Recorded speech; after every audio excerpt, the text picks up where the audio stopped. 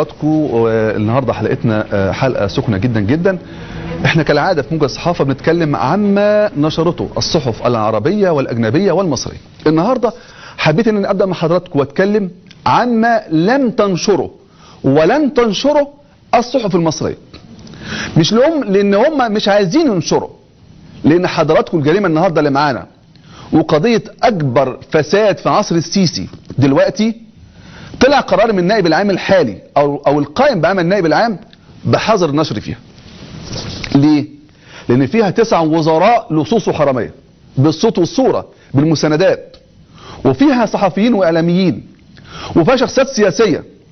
حبيت النهارده اعلنها لحضراتكم واعلنها على الراي العام كله، علشان القضيه دي مش هينفع يغطوا عليها، ولا هينفع النائب العام ان هو يعمل حظر النشر والقضيه تموت. وعشان ما يطلعش برضه السيسي يتاجر بيها ويعمل ان هو عمل صفقه وانه اكتشف الفساد. لا، هم بيحاولوا يستروا على الفساد وبيحاولوا يغطوا الفساد وبيحاولوا يغطوا على الفاسدين. 9 وزراء في حكومه محلب حراميه ولصوص. ناخد تفاصيل الجريمه تاني. في رجل اعمال اسمه امين رفعت الجميل، ده واحد من رموز الحزب الوطني المنحل اللي هو في دمياط. ده راح استولى على 2500 فدان ملاصقه للريف الاوروبي بطريق القاهره الاسكندريه الصحراوي. دي قيمتها الفعليه حوالي 3 مليار جنيه. الباشا راح قدم رشوه لوزير الزراعه الحالي، وكان الرشوه دي مقدمه عبر 3 من الصحفيين اللي دوره واضح جدا جدا. محمد فوده الكاتب الصحفي. التسجيلات جابت مجدي جلاد بيلعب دور او خالد صلاح، انما توصيفهم في القضيه لسه مش معروف.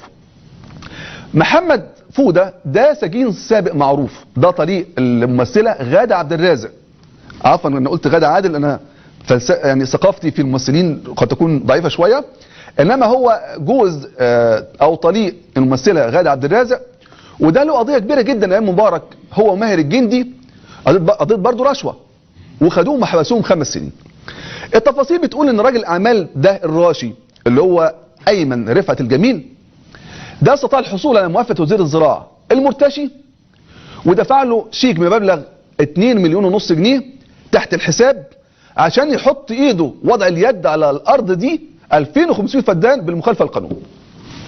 بعد كده لما خد الباشا موافقه وزير الزراعه، قام البلطجيه بتوعه اتحركوا وقاموا فرضوا سيطرتهم على الارض، وقاموا بزراعه الارض كامله بشتلات وهميه حوالي عمرها 4 أو 5 سنين، بغرض الايحاء ان دي بقى زراعه قديمه والارض معاهم من زمان. اللي هم حضراتكم ده كان طريقه خداع للاجهزه بتاعه مشروعات التعمير والتنميه، كاجراء طبيعي يعني لما يجوا يعينوا الارض يشوفوا الارض دي ارض قديمه. ناخد بقى حضراتكم حكايه الارض. الارض دي بتعود الى يوم 25 يونيو سنه 2000، لما في رجل اعمال شهير راح يطلب تقنين وضع ايده على مساحه 10,000 فدان في وادي النطرون. انتهى البحث لموقع المساحه ان الارض دي تبع الهيئه العامه لمشروعات التعمير والتنميه الزراعيه. في الوقت ده اسس البعض شركه اسمها ريف الاوروبي، وطلعوا قرار وزاري بمنحهم مساحه 7012 فدان مقابل دفع رسوم مقابل انتفاع. هم يستبعدوا ال 3000 فدان من القطعه دي. القطعه دي 3000 فدان اللي عليها دلوقتي المشكله. دخل الباشا اللي هو رفعت الجميل وحط ايده على 2500 فدان بعد ما قام برشوه وزير الزراعه. مين بقى المتهمين؟ نعرفهم مين هم. مين هو رفعت الجميل؟ مين هو ايمن رفعت الجميل؟ ده ابن حوت ميناء دمياط الطيار الملياردير رفعت الجميل. والده هو اللواء طيار متقاعد رفعت الجميل، واحد من اهم اصدقاء مبارك، وصاحب شركه A1 للاستيراد والتصدير. الشركه دي بتعمل في مجال النقل الثقيل وتجاره الحبوب ومجال التخليص الجمركي والتخزين داخل ميناء دمياط. شركه امين الجميل بتقوم باعمال الشحن والتفريغ، وهي الشركه الاولى في مصر اللي بتحتكر استيراد القمح وصناعه الدقيق المميز. الشركه دي بيمتلك فيها علاء وجلال مبارك حوالي 20% من اسهمها. الشركه دي بتحتكر استيراد الذره الامريكي، هو المستورد الوحيد المسيطر للاسعار في مصر كلها. وعشان كده لما يرتفع سعر العلف وسعر اللحوم اعرفوا ان امين الجميل هو السبب. كمان في صحيفة اسمها فيرومونس الروسية كتبت في عددها رقم 7521 بتاريخ 12 مارس 2010 ان شركة A1 بتاعت امين الجميل هي احدى اهم الشركات العالمية اللي بتحتكر استيراد القمح. دي اذا مين هو امين رفعت الجميل؟ ونحكي تاني وتالت الحكاية، حكاية اكبر عملية فساد في وزارة الزراعة. طلب رجل اعمال ايمن رفعت الجميل، وزي ما قلنا هو ابن حوت من دمياط رفعت الجميل، ادي صورته قدامنا على الشاشة. طلب الباشا ده من ان هو يتخصص له 2500 فدان بطريق الفيوم عن طريق وزير الزراعة. قام محمد فودة كلم محيي قدح مدير مكتب وزير الزراعة عشان يكلم الوزير. رد فودة على امين الجميل قال له يا عم اطمن، الراجل بس طالب ايه؟ طالب شوية طلبات صغيرة. وزير الزراعة الحالي ايه بقى حضراتكم اللي طلبه؟ ادي صورة محمد فودة قدامنا، ادي طليق غادة عبد الرازق وهو كان وسيط الرشوة.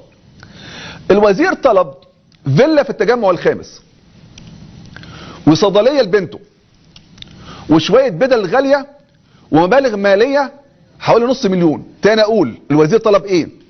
زي ما اتحاد بتقول مكتوب في اتحاد واعترافات الموجودة دلوقتي مدير مكتبه، طلب فيلا في التجمع الخامس جابها له الجميل، وطلب صيدلية لبنته كتبها له، وطلب نص مليون جنيه وشوية بدل كده، البدلة لوحدها ب 20000 جنيه.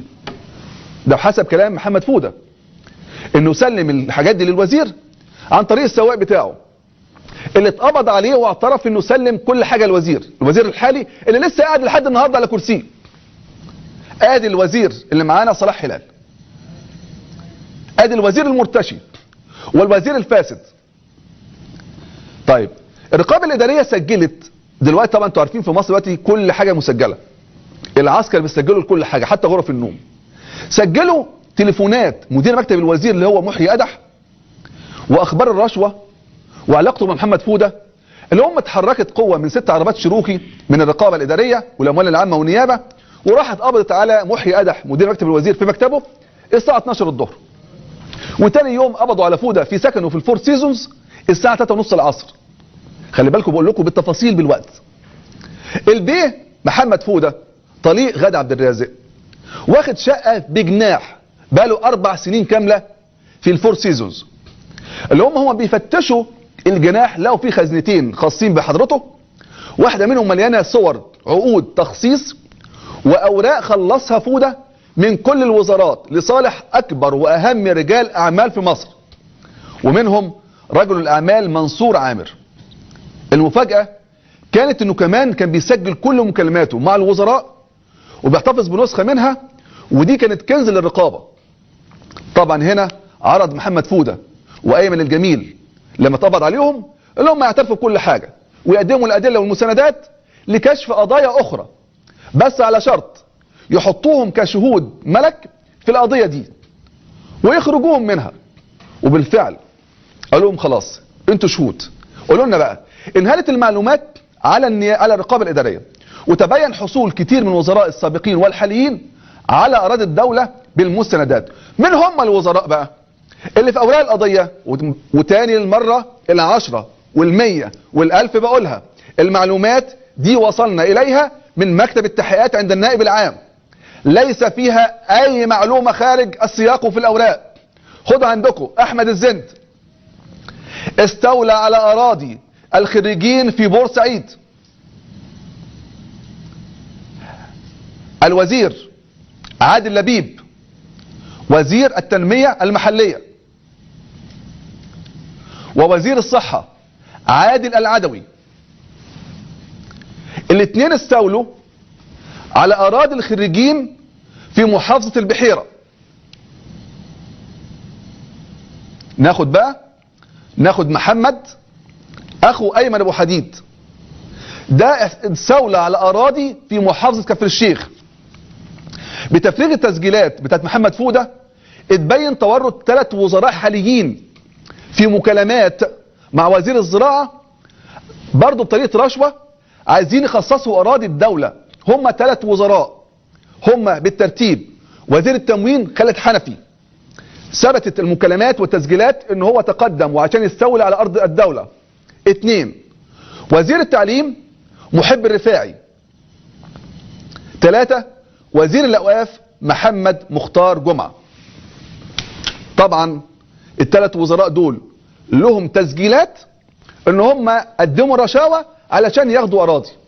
طبعا في التسجيلات في اسماء كتيرة وردت مع فودة، خصوصا مع خالد صلاح رئيس حل اليوم السابع ومجدي الجلاد، وبرضه مع كبار السياسيين ادي مجدي الجلاد ومحمد فودة واضح الصداقة والعلاقة الوطيدة، وادي خالد صلاح ومحمد فودة برضه بصفته كاتب موجود في اليوم السابع. يبقى هنا حضراتكم الجديد بقى ان التسجيلات كمان جابت الباشا الكبير عمرو موسى. عمرو موسى ورد في التسجيلات وبيسهل الاستيلاء على اراضي الدولة.